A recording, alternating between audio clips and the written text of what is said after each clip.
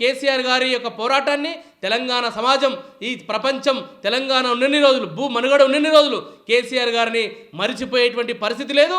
కేసీఆర్ గారు ఈ రాష్ట్రానికి తెలంగాణ జాతిపితని గర్వంగా చెప్తా ఉన్నాను. ఎందుకంటే కేసీఆర్ అనేటువంటి ఒక 3 అక్షరాలు లేకపోతే తెలంగాణ అనేటువంటి రాష్ట్రం ఈ ప్రజాస్వామ్యంలో, ఈ పార్లమెంటరీ వ్యవస్థలో ఈరోజు ఈ రాష్ట్రంగా 29 రాష్ట్రాల్లో ఈ రాష్ట్రం ఉండకపోయేదని నేను బలంగా చెప్తా ఉన్నాను.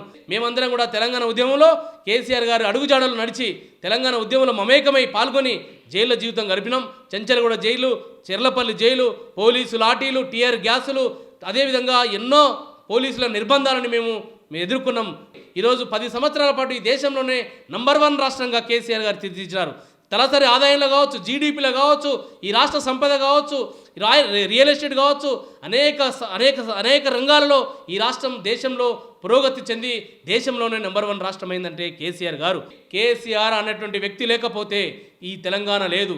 కాబట్టి ఈ తెలంగాణ రాష్ట్ర ఆవిర్భావ దినోత్సవ సందర్భంగా కేసీఆర్ గారి యొక్క పోరాట పటిమని ప్రపంచానికి తెలియజేయాల్సినటువంటి అవసరం మనందరికీ ఉందని చెప్పేసి తెలియజేస్తూ మరొక్కసారి తెలంగాణ ప్రజలకు, ప్రపంచంలో ఉన్నటువంటి తెలుగు ప్రజలకు, తెలంగాణ ప్రజలందరికీ కూడా మరొక్కసారి తెలంగాణ రాష్ట్ర ఆవిర్భావ దినోత్సవ శుభాకాంక్షలు తెలియజేస్తూ జై తెలంగాణ, జై కేసీఆర్, జై కేటీఆర్.